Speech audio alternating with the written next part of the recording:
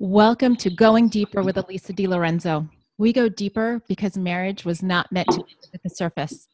I'm Elisa, and I'm so looking forward to figuring out or finding out the secret to creating happily ever after. I know you and I have all seen the movies where it looks so easy, but I think in real life, we've all probably discovered it's a little bit harder than just 2 hours and the quick wrap up at the end. So we're going to be getting into that in just a minute, but I want to thank this sponsor, Physician of the Month Club. You know, you need to check it out at physicianofthemonthclub.com because some of you are tired of trying to start that conversation only to have your spouse just be staring at their phone. Or maybe you've been wanting date nights and special occasions to happen, but they just kind of fall flat. Well, join Physician of the Month Club because it's the place where you can get fun new ideas, creative tips on building intimacy, and timely resources to help you and your spouse grow closer every single month. So check it out now at physicianofthemonthclub.com.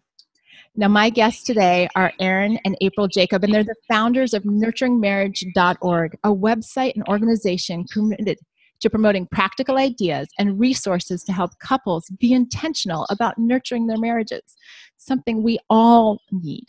April and Aaron are the authors of the book Nurture, 100 Practical Tips for Marriage, and have enjoyed speaking at various universities and conferences, as well as having their writing featured in many online publications.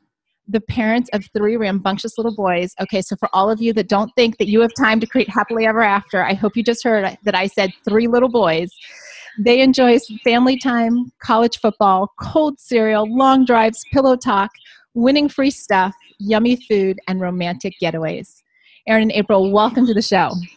Thanks for having us, Elisa. We're so excited to be here. Well, I'm so excited to have you, and I'm so excited that we're talking about happily ever after in this season. You guys, people are thinking happily ever after, I know, with 3 little boys, and they're trying to figure out, like, how do those 2 things go together?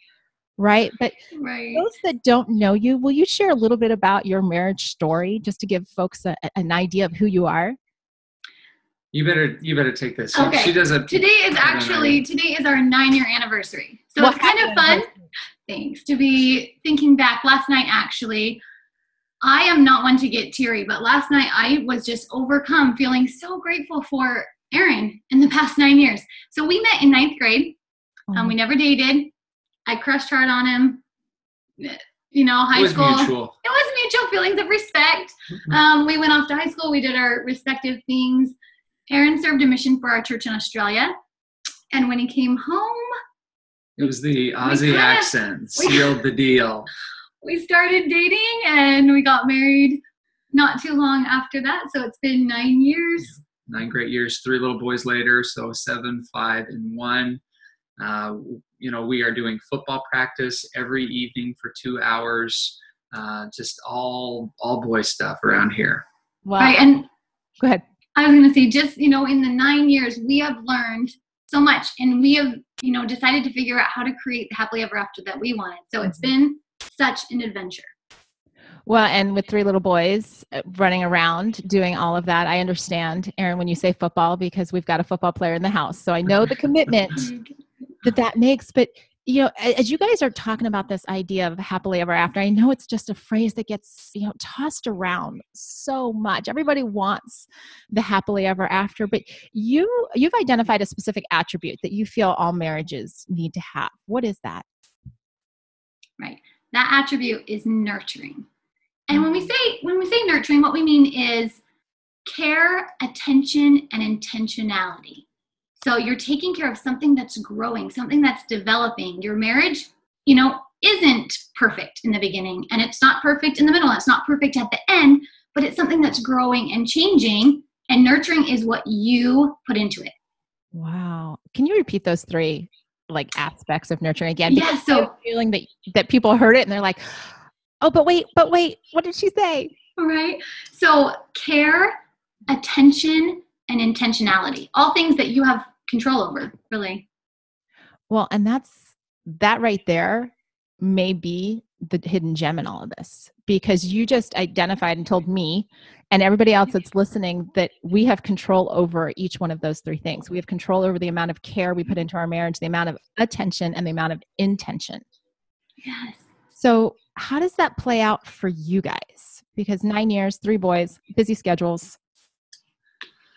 I think for us, it really boils down to time is a very precious commodity, and we're in a season where it has a very high premium to it. We have a very busy schedule, juggling, work demands, juggling the kids, juggling various other pursuits that we have going on. I'm actually in school right now as well, pursuing an advanced degree. And so it's just a very busy time for us. So I think the important thing is this idea of nurturing and being intentional. It doesn't always depend on the amount of time that you have to give it. You can be very intentional in a small amount of time, as long as it's high quality. Sometimes it's quality instead of quantity. Mm-hmm. And so we talk about, well, what are the little things that we can do that have a big impact, kind of when you're batting above your weight class, so to speak. What are the little things that you can really get a bang for your buck? And relationship building is no different, really. So we try to have touch bases every day, even if it's just for 5 minutes. We try to go on a date night on a regular basis. Sometimes we're better at doing that, maybe on a weekly basis. Sometimes it goes a couple of weeks. But the little things that we try to give attention to and be intentional about, we find that they make a big, big difference. There's an interesting concept that Stephen Covey was a huge proponent of, this idea of having kind of emotional bank accounts, where you put deposits into these bank accounts you think of it as a relationship kind of account. And there are times and seasons where you're drawing on that account, and there are times and seasons where you're able to make deposits into that account. But it's important that you're monitoring the status of your account, so you're always in the black, so to speak. Mm-hmm. And every little thing that you do can, be contributing to that account that you have with your spouse. Aaron, those were great insights, because I think a lot of times we get wrapped up into this idea of, well, I've got to spend so much time and I'm not spending enough time.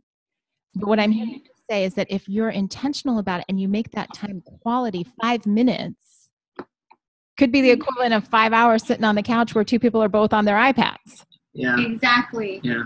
For example, I think when you think about our schedule, I'm actually on campus all day Fridays and Saturdays every other week. So our time together is actually very limited. Mm-hmm. But if I'm able to send a text message, for example, in the middle of the day between classes or between meetings at work or between phone calls or something, send a little text message that just says, hey, was thinking about you, or happy anniversary today, which I actually haven't done today. So happy anniversary. That's okay. We've already celebrated. But if you're able to do those little things during the day, then it's just this breath of fresh air that says, despite a busy schedule, you are still at the forefront of my mind. You are still a priority to me. And I think it sends a really strong message. Absolutely, because it fosters that connection that I think, everybody that's watching this, we all have busy lives. I don't know a single person that is sitting back just doing nothing.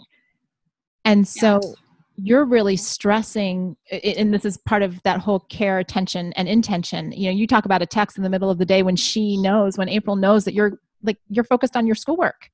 Right. And yet, how long does it take? 30 seconds to send a text? And yet, he's in the middle of doing all of this. And Exactly. And I think that's the power of nurturing. When you think about it, sometimes we focus on problems in marriage and what we need to stop doing. But our emphasis is here are things you could start doing.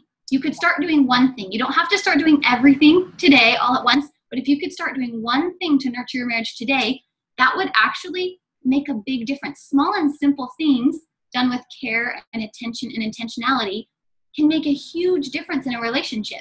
So that's kind of how we developed what we call the 6 pillars of nurturing marriage. Aaron was kind of talking about some of what we would call the little things you could do.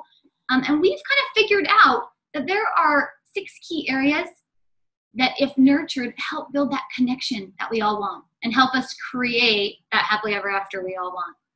Okay, I think that's very well said, because a lot of times this concept of nurturing, and you don't have to become overwhelmed with doing everything, right?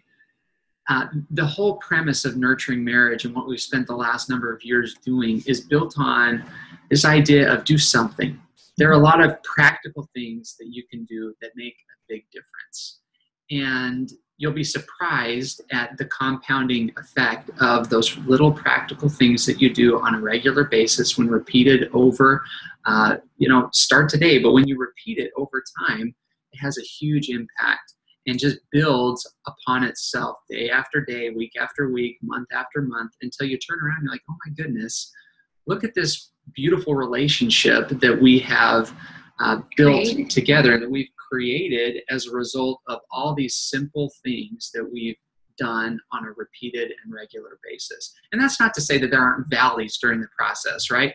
Any marriage has its ups and its downs, or peaks and valleys. And it's important that you don't get,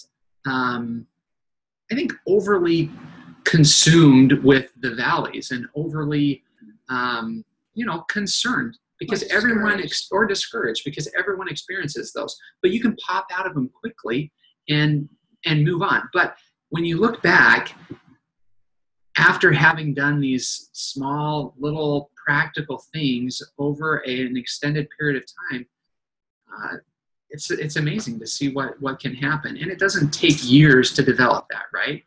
Well, and small practical tips after a week are going to make a difference. Absolutely. And April, for those that don't know your 6 pillars, because I've actually spent time on your website and things like that, and folks, make sure you check out their website at nurturingmarriage.org. But right now, could you share those with everybody watching? Absolutely. So that it's, whether they're jotting it down and they're just like, okay, what are those 6? Because you said it, and I'm like, I know what they are. But no, I'd be happy to. So the first one is the little things, which Erin kind of described. Simple things you do to express love, affection, and to connect throughout, the day, the week, the month. The next one is date night. We are strong believers in making time for date night, to rekindle romance and to spend time doing new things and to build your friendship, because friendship is pretty important in having a solid marriage. So date night. The third one is intimacy. And intimacy covers every spectrum, right? It's not just sexual intimacy, but that is a huge part of it. Sure. So if you can learn and figure out and strengthen your relationship, especially sexually, and be intentional about that, good things are going to happen. Mm-hmm. The next one is values to live by. We each have core values that make up who we are as an individual and as a couple. Mm-hmm. And if those values are guiding and governing your choices, then ideally it's helping you become a better person, which then feeds into becoming a better spouse. The next one is routines and rituals. So when we talk about being intentional about creating things that are uniquely yours, it's like creating a culture in a marriage. This is something we do. This is where we go. These are our nicknames for each other. This is our song. And then the last one is conflict resolution, where we learn skills and teach skills on how to manage conflict and what to do when you are facing conflict, and what works to help you draw closer together during conflict instead of have it drive a wedge between you. So those are the 6 pillars. Well, and as you're wrapping those all up, that conflict resolution is one of your pillars, right? Because I think so often we want to focus on date nights and we want to do the little things. And those are all the feel good. Yes. Yeah. Feel good aspects, but that you include conflict resolution as a pillar in your marriage, to say, you know what, Tony and I just recorded this on a podcast the other day where we said, 2 imperfect human beings trying to have this working towards having this long-term relationship. There's going to be, Erin, like you said, there are going to be those valleys. Yeah. There are going to be those conflicts, but how do you handle them? And so creating that as a pillar in your marriage, oh my gosh, that's going to be a game changer for a lot of couples watching this. And I think a lot of people, when they think about conflict resolution or conflict management, it's very easy to get depressed that conflict even exists, right? But we've interviewed dozens and dozens and dozens of couples over the years, have a lot of those interviews on our website. And a common trend in each of those, and we ask them about conflict resolution and what does conflict look like in your marriage and how do you overcome that? What we've realized is everybody experiences it, but the response to it varies dramatically. And there's kind of that bucket of couples where conflict can become overwhelming, and it drives a wedge between them and pushes them apart. Okay. Whereas other couples, they're able to use very practical, easy to understand and learn skills that rather than driving a wedge between them, they actually grow stronger through conflict. And it's this really interesting concept that conflict can actually make us stronger as a couple and can kind of solidify and galvanize our relationship together rather than push us apart. And I'm a firm believer that that's absolutely the case, but it's going about the resolution of, differences of opinion that come up that allows you to have that galvanizing effect rather than a wedge effect. Wow. Even having folks just change their perspective that conflict can actually help us grow. Right. And speaking of growth, you actually have this analogy on your site, the analogy of the tree, and you tie that all into nurturing. Can you explain that? Because I've just thrown it out here, and people are like, analogy of a tree and marriage. What is she talking about? Right. It's kind of what you're saying. Yeah, a foundational analogy that's helped us view, marriage. So we take this idea of like when you get married, you're planting a tree, and the seed's good, and it will grow and become something if you take care of it, right? So sometimes you take care of it in the beginning, you water it, you make sure the soil's right, has enough sun, you prune it, but maybe life happens and maybe you get busy and unintentionally you just start to neglect it a little, right? And then if you notice, oh my goodness, our tree's not growing, or it got this disease, or bugs are eating away at it from the inside. There are all sorts of things that could happen to the tree, or, we're making an analogy to marriage, that happen just because you lack care and attention and intentionality. So we talk about, a tree takes a long time to grow, and the roots need to grow deep, right? And so in marriage, for deep roots of loyalty and trust and love and devotion and kindness and forgiveness to grow, you need to be intentional about taking care of that tree so it will grow, and taking care of the marriage, because inevitably storms come, right? Wind comes, thunder, lightning, rain, like things beat on that tree, things try and eat away at that tree. But if you take care of that tree, it will grow and thrive. And the same happens for marriage. I was thinking as Erin was talking, we were just talking about conflict. In the beginning of our marriage, this is kind of personal, but I didn't expect conflict. I didn't expect that Erin and I, who were so in love and so perfect for each other, right? This was going to be a good thing, that somehow we would have different opinions or we wouldn't agree. So in the beginning, I learned pretty quickly, conflict is actually part of happily ever after. Right. But it was scary at first because it was discouraging, and I am kind of a perfectionist in some ways, and so I expected our marriage to look perfect. So I guess my encouragement to anyone who's listening who perhaps is in a place where they just feel like the conflict in their marriage is overwhelming them, I would just encourage you, start today, pick one small thing you could do to nurture your marriage and to start taking care of that tree. Well, and I want to get more in depth on this whole idea of one small thing, because I know you guys have recently released a new book, and we're talking to, what I hear over and over again in this conversation, and I'm so glad. It's one of the ways that we align with you guys. It's like, do something and make it these small consumable actions that you can just do. And Erin, I love the idea of just doing one little thing day after day after day after day. But I want you to tell everybody about your new book, because the new book really brings this all together. Yeah. And folks need to know about it. So this is what it looks like. We conveniently brought our copy with us here. Brought a copy. So, but it's all built on this concept. It's called Nurture, 100 Practical Tips for Marriage. Really applies to relationships in general, but it's built on, kind of outlined with our 6 pillars. The intro section is all about understanding 6 pillars, understanding this analogy of a tree, understanding this concept of being intentional and building, and the compound impact of doing little things. But then offering really practical, easy to implement ideas and suggestions under each of those 6 pillars that couples can read together. It can kind of generate the get creative juices flowing and help them generate their own ideas. But they can say, hey, let's try out this idea. This sounds really good. Or aimed at inspiring couples to do a little bit more. to get started, to figure out what's going to work in your marriage, and promoting, practical ideas and suggestions that can have a real impact and an immediate impact even.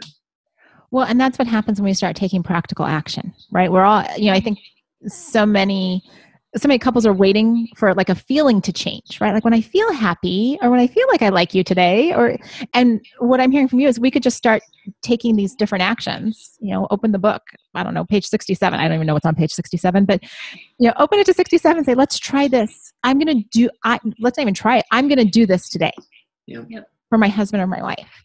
We even included some notes pages. So after each section, we put some notes pages in, and we talk about this at the intro.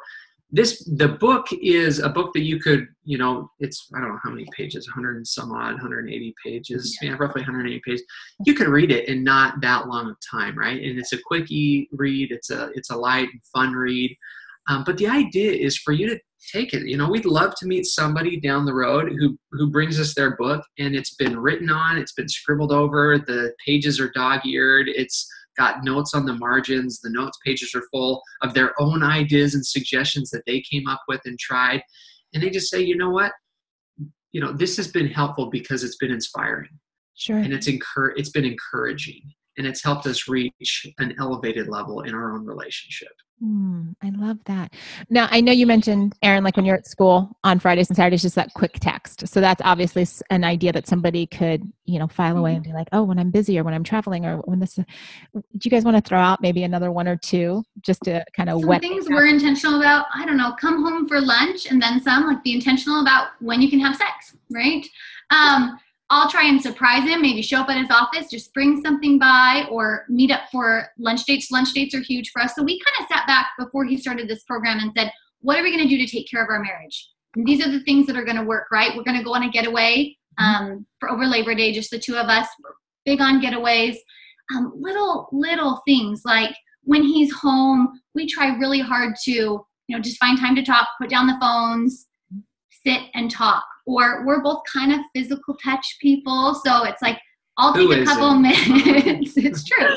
I'll take a couple minutes and just like rub his shoulders, and he's super affectionate. If it's just like the other day we were sitting in bed together, we kind of have a ritual. We're very religious. So we read scriptures together at night, and he just put his hand on my back, and he just left his hand right there on my back, like in the small of my back while we read. And it's little things of little tokens of affection that mean a lot to me.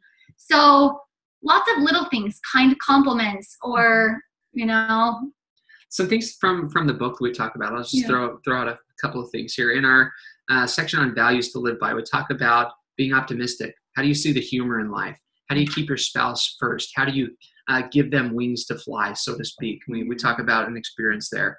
Talking about, respecting privacy, serving your spouse. And how do you actually implement these things? Flirting, lots of flirting. Flirting. And, conflict resolution, creating a safe zone in your marriage. How do you create a really safe place in your marriage where you can have real discussions about real topics that are really meaningful, right? Finding compromise and communicating expectations. There's all kinds of ideas in here that we go into some detail on. What does it look like, and how can you actually make it happen in your marriage? So people should check it out. Well, I want everyone to know you can go to oneextraordinarymarriage.com/nurture. There's a link straight to their book, so you don't have to remember the title, although the title is amazing. Nurture 100 Practical Tips for Marriage. So either way, you're going to be able to find it there on Amazon. But what I'm hearing you say is that as we start to build the little things in our marriage, right? Like April, you were describing Erin's hand on your back while the two of you are in bed. And I'm just like, that just feels like the most romantic gesture ever because of the significance that it has to you. And Erin, you probably had to learn that was something that April liked, right? Like over time, she's, touch and we want to be connected. We want to foster this, but there's really all of these different little things that we just need to learn about our spouses, right? It's not like, the book is a great start, but you still have to have the conversation on what does this look like for us? Mm-hmm. That's actually a really interesting and really good point, because sometimes we get asked the question, well, communication isn't one of your 6 pillars. And I've been told for years and years and years that communication is like the most, valuable marriage advice I was ever given. Mm-hmm. And we kind of think of it as communication being the foundation on which these pillars, then kind of hold up your marriage. Because it's important to communicate about all of these things and understand, what are your preferences in this area or that area? What's most meaningful when it comes to service? Mm-hmm. Do you want me to take the kids and, play with them for a little bit, or do you want me to do the dishes? Like, what's your preference? Communicating about all of these things is really, really critical. Right. And I think the aim in all of this is connection. So when we talk about, like, we've got to communicate, but what we're going for is connection, not just talking or saying the words, but connecting. And so if it takes, if Aaron's going to be more in the mood to communicate about things after we've, made love, so be it. Or if he does something kind for me or compliments me and we're in a good place, I'm going to be more in the mood to talk about, we could work on this, or we could do this differently. So aiming for connection and communication, as part of this nurturing. Well, I love that you guys put those two things hand in hand. It's not just communication, it's not just connection, it's bringing them together. And one of the other things that I just want to bring everyone's attention to, because you mentioned just briefly when Aaron was starting this program about how the two of you kind of sat down and said, what's this going to look like? And how are we going to be intentional, right? This whole nurture idea in this season that we're in. How are we going to be intentional about the time that we have together? How are we going to give each other attention? And how am I going to care for you during this season? And I think it's so important that couples realize we're always going through transitions. There's always something happening. But if we come back to this idea of connecting, then all of these practical tips are going to play into that. Yeah. Which is so significant for people, because I think so many feel like they're on the rat race and don't realize that, that may have been a short conversation for you guys. It probably didn't take days and days and days. Yes. Very short. How are we going to do this? Right? Yeah. That's why I love that you guys go to the 100 practical tips and, 180 pages. I'm thinking, okay, people just sit down and flip it open. Yeah. Right? Because I'm guessing, and I've only seen it, bits and pieces, but it's not one of those books that you have to read straight through. No. Absolutely not. No. And I would recommend, I call it a nightstand book. I think it's one of those books, especially for those nights when maybe you're feeling, a little bit distant from your spouse, something frustrated you. There's that book, that nurture book, sitting on your nightstand. Pick it up, open it up, guaranteed. Read 1 or 2 pages or just flip through it. And all of a sudden you understand what I'm learning over and over and over again is, what can I do? What can I do to take care of my relationship? What could I do to help Aaron? What could I change that would make his life easier? So anytime I get caught thinking, oh, if only he did this differently, or, oh, that didn't go over well, I stop and I try and think about, okay, what's my part? How can I own this? How can I choose love? How can I choose to find a way to go apologize, or choose to serve him, or choose to do something that will help him feel loved? So I think this book hopefully helps people feel ownership for their part in the relationship. And it makes for a great gift. We've had a lot of people reach out to us and say, you know what? I know that so-and-so could really benefit from this. Or there's a bridal shower coming up, or an anniversary, or whatever. And we've had a lot of good feedback there. Well, I'm so glad you mentioned that as a gift too, because I am thinking of all the bridal showers that I have in my future. And I'm like, there's probably going to be an Amazon order, go to oneextraordinarymarriage.com/nurture. You guys can pick it up, but, put it on your nightstand first.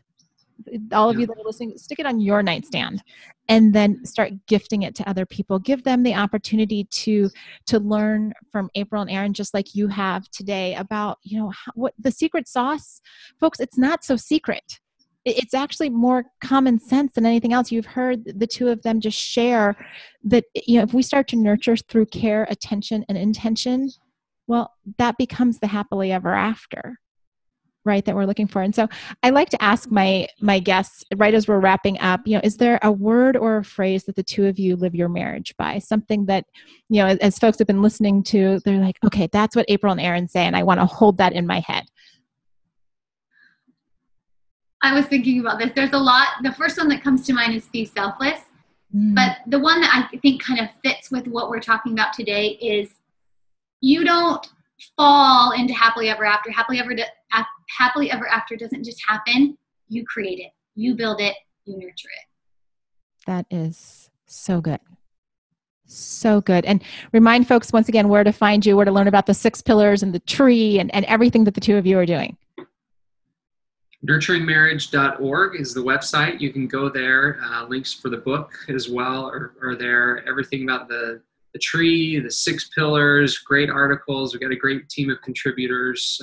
So nurturingmarriage.org. And folks, if you haven't seen their site before, I encourage you to go and check it out. It is a wealth of information, and it's going to give you those additional resources to go out there and to create happily ever after, like we've been talking about today. And as we close today, I just want to thank each and every one of you. April and Aaron, I want to thank you for being guests on the show. For those of you that have watched it, I want to encourage you to go deeper, to think that happily ever after is something that you can create. It's not something you have to wait to have happen.